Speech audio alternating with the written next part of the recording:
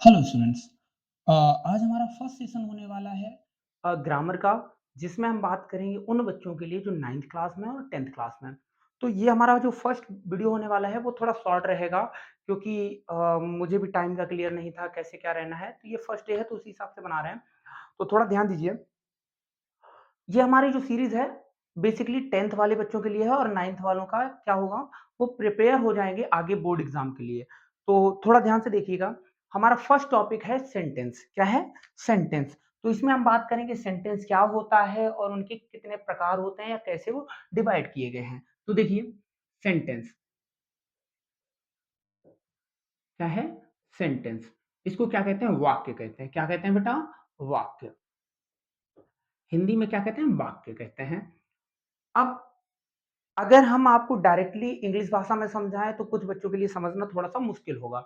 तो हम एक काम कर रहे हैं, हमारी मातृभाषा जो है हिंदी है, तो हम 9th और 10th वाले स्पेशली बच्चों के लिए हम कोशिश कर रहे हैं सबसे पहले हम हिंदी में ही समझाएँ, जो उनको ज़्यादा अच्छे से समझ में आए, ठीक है? तो बाद में हम क्या करेंगे, इनका जब एग्ज़ाम पास में आ जाएगा, तो एक रन अप वीडियोज़ क्रिएट करेंगे, जिसमें हम क्या करेंगे कि बच्चों को इंग्लिश में ही ट्रांसलेट करके बता देंगे, ठीक है? तो देखिए, सबसे पहली चीज़ देखिए, सेंटेंस क्या होता है? तो हम बता दें बेटा कि वाक्य जो है यानी कि सेंटेंस जो है हमारा क्या है? एक ग्रुप ऑफ वर्ड्स। क्या है? एक group of words which is sensible, या फिर हम बोल सकते हैं sensible group of words is called sentence. यानी कि ऐसे वाक्य जो शब्दों का एक क्या होते हैं? समूह होते हैं, और वो कैसा समूह होता है? सेंसिबल यानी मीनिंगफुल होता है, ठीक है? ध्यान से समझिएगा। जैसे हमने बात की, राम रीड्स ए बुक। क्या है? Ram reads a book. Ram एक किताब पढ़ता है। ठीक है? यहाँ क्या है? ये एक वर्ड है, ये भी एक वर्ड है, और ये सारी क्या है? एक वर्ड है। ठीक है? इनको हमने क्या किया? एक ऐसे सीक्वेंस में रखा, एक ऐसे क्रम में रखा जिनका एक शाब्दिक अर्थ है। ठीक है? जब अर्थ निकलता है तो हमारा वहां क्या बनता है? वाक्य बनता है, जैसा कि अभी बताया। तो ये हमारा क्या बना बेटा? एक वाक्य बना। बात आई समझ में? उसी प्रकार अगर हम बात करें, जैसे अमन is driving a car। इसका मतलब क्या हुआ? अमन एक कार चला रहा है। क्लियर हुआ? तो ये भी क्या है बेटा? ये भी आपका एक सेंटेंस है, क्योंकि यहाँ जो वर्ड है उनका जो क्रम है वो एक ऐसे मीनिंगफुल क्रम में लिखा हुआ है जिसका एक शाब्दिक अर्थ आ रहा है, यानी कि एक अर्थ मिल रहा है हमें। तो हमें क्या पता लग रहा है कि ये क्या है? सेंटेंस है। क्लियर हुआ? अब समझने की कोशिश करिए बेटा। जब ये तो सेंटेंस दिए गए हैं तो इनके प्रकार भी होते होंगे। तो प्रकार पढ़ने से पहले हम क्या करें? इनको डिवाइड कर लें, ये कितने पार्ट्स में डिवाइड हैं। तो सबसे पहले देखो, हम इसे दो भागों में बांट लेते हैं। कौन कौन सा? फर्स्ट हमारा है क्या? काम करने वाला, उसको क्या कहते हैं? सब्जेक्ट। क्या कहते हैं बेटा? सब्जेक्ट। ठीक है? और सेकंड, जो भी वो काम करता है, काम करने वाला, उसे क्या कहते हैं? प्रेडिकेट। क्या कहते हैं बेटा? प्रेडिकेट कहते हैं। क्लियर हुआ?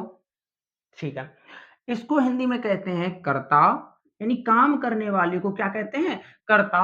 और जो भी वो कार्य करता है, जैसे भी वो कार्य करता है, वो क्या कहलाता है? विधेय। क्या कहलाता है? विधेय। क्लियर हुआ? ठीक है। क्या आया? कर्ता और विधेय। उसी हिसाब से बात करें अगर इस वाक्य में, तो इस वाक्य में हमारा क्या था? राम था। तो राम हमारा क्या हो जाएगा बेटा? सब्जेक्ट हो जाएगा। ठीक है? और यहां से लेकर यहां तक का भाग क्या कहलाएगा बेटा? प्रेडिकेट कहलाएगा। क्या कहलाएगा? प्रेडिकेट। अब ध्यान से समझना बच्चा, अगर हमें कोई सेंटेंस दिया है और बोल दिया कि सर इसमें सब्जेक्ट क्या है, तो पहचाने कैसे? तो उसको पहचानने का एक बहुत अच्छा और बहुत सटीक तरीका है। अगर हम सेंटेंस में कौन का प्रश्न पूछें, किसका प्रश्न पूछें?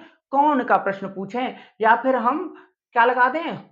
हु लगा दें। क्या लगा दें? हु लगा दें। तो देखो क्या होगा?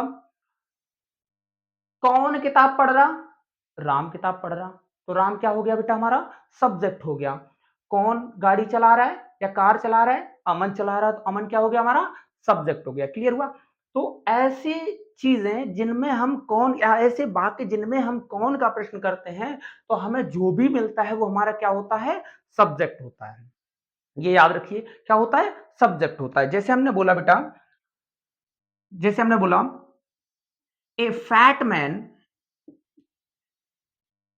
केम टू मी, क्या बोला? A fat man came to me. इसका मतलब क्या हुआ? एक मोटा आदमी मेरे पास आया, ठीक है? तो अब यहां पूछा मैंने कौन आया मेरे पास, तो एक मोटा आदमी आया। कौन आया? एक मोटा आदमी आया। तो इसका मतलब सब्जेक्ट क्या हुआ बेटा? ए फैट मैन। क्या हुआ? ए फैट मैन। और केम टू मी क्या हुआ हमारा? प्रेडिकेट हुआ। क्या हुआ बच्चा? प्रेडिकेट। किसी कोई दिक्कत नहीं होनी चाहिए मेरे हिसाब से, ठीक है? इतना समझ में आया होगा। अब हम यहीं पर बात करें आगे की, तो सब्जेक्ट और प्रेडिकेट हमें दो चीजें मिली। अब सब्जेक्ट क्या होता है ये मैंने बताया कि वाक्य में काम करने वाले को क्या कहते हैं? कर्ता यानी कि सब्जेक्ट कहते हैं। अब इसके भी पार्ट होते हैं, हम उनकी बात करते हैं। देखिए आगे, देखिए बेटा, नेक्स्ट टॉपिक है हमारा सब्जेक्ट। क्या है? सब्जेक्ट। इसको क्या कहते हैं हिंदी में? कर्ता। क्या कहते हैं? कर्ता।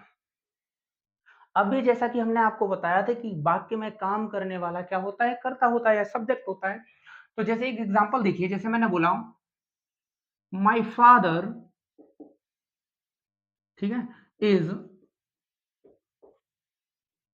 रीडिंग ए न्यूज़पेपर।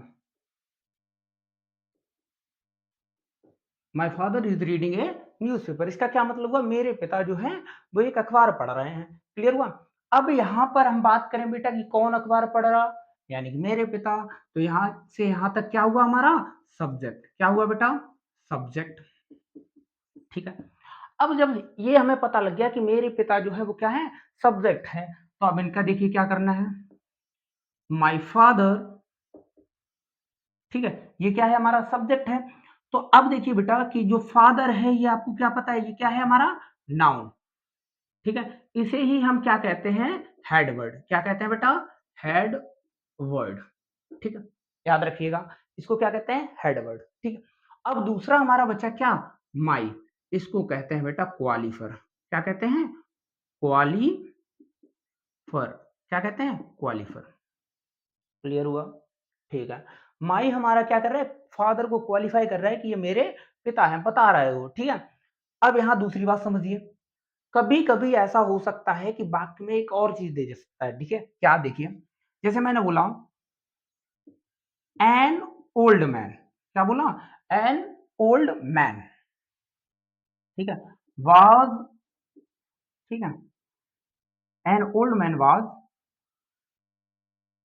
कुछ भी मान लो, रीडिंग ए बुक। क्या बोला?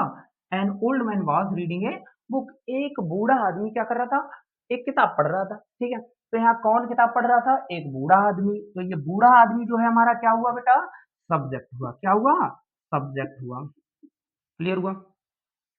जब ये सब्जेक्ट हुआ तो बेटा एक समस्या हमारे पास आई कि यहाँ पर हमारे पास तीन तीन ऐसे वर्ड्स हैं जिनका पता नहीं हमें क्या करना है, कैसे जानना है, कैसे समझेंगे, क्या क्या दिया है। तो देखिए, हमने लिखा एन ओल्ड मैन। क्या लिखा? An old man. ठीक है। ये जब हमें पता है अच्छे सब्जेक्ट है, तो हमें पता था भी एक वर्ड की जो भी हमें नाउन दिया होता है वो क्या होता है? Head word. क्या होता है बच्चा? Head word. ठीक है। क्लियर हुआ? अब ओल्ड लिखा हुआ है साथ में। ओल्ड क्या है? बूढ़ा। ये क्या है हमारा? एडजेक्टिव। क्या है बेटा? एडजेक्टिव। ठीक है। क्या है? एडजेक्टिव है। यानी कि एडजेक्टिव है, तो इसे हम क्या बोल सकते हैं? क्वालिफर। क्या बोल सकते हैं? क्वालिफर। क्वालिफर। क्लियर हुआ? अब यहीं पर क्या लिखा हुआ है? एन। इसको क्या बोलते हैं बच्चा? डिटरमिनर। क्या बोलते हैं? डिटरमिनर। क्लियर हुआ? कभी भी अगर आपसे पूछा जाए कि सेंटेंस सॉरी सब्जेक्ट कितने प्रकार का होता है, तो हमेशा दो प्रकार का होता है, एक क्वालिफर और दूसरा हेडवर्ड। अब इसमें भी अगर क्वालिफर में भी बात की जाए तो वो दो भागों में डिवाइड हो जाता है बेटा, एक डिटर्मिनर और दूसरा एडजेक्टिव। क्लियर हुआ? इसमें डिटर्मिनर और दूसरा एडजेक्टिव। कोई दिक्कत? ऐसे ही हम आपको दो तीन सेंटेंसेस दे रहे हैं, वो खुद से सॉल्व करने की कोशिश करिए और पता करिए कि उसमें सब्जेक्ट क्या है। ठीक है। फर्स्ट सेंटेंस है, मैंने बोला जैसे a boy was playing, a boy was playing cricket, ठीक है, a boy was playing cricket. दूसरा है जैसे जैसे लिखा द डॉग वाज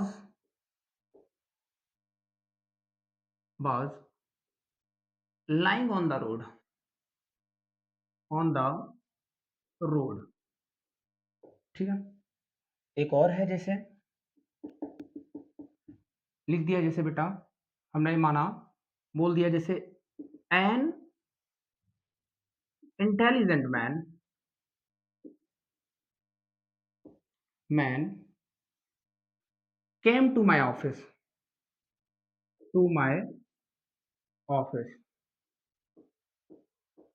ठीक है। एक और इजी सा ले लेते हैं जैसे कि द फार्मर, ठीक है, was going to his field his to his field, clear हुआ। ये आपको खुद से सॉल्व करने हैं और पता करना है कि बेटा इसमें सब्जेक्ट है वो कौन है और वो कैसे डिवाइड किया गया है, यानी कि उसमें क्या-क्या आपको दिया गया है, ये पता करना है, ठीक है। आज थोड़ा समय मेरे पास कम होने की वजह से इतना शॉर्ट ही बन पाया, कोई दिक्कत नहीं, नेक्स्ट टाइम आपको पूरा टॉपिक मिलेगा और पूरा 1 घंटे की क्लास आपको मिलेगी, ठीक है। और किसी बच्चे को कोई भी प्रॉब्लम हो तो कमेंट करके हमें बताएँ और हाँ, ज़्यादा से ज़्यादा इस वीडियो को शेयर करिए जिससे ज़्यादा से ज़्यादा बच्चे जुड़ पाएँ और उनकी प्रॉब्लम का सॉल्यूशन उन्हें मिल पाए, ठीक है। तब तक के लिए टाटा, बाय-बाय।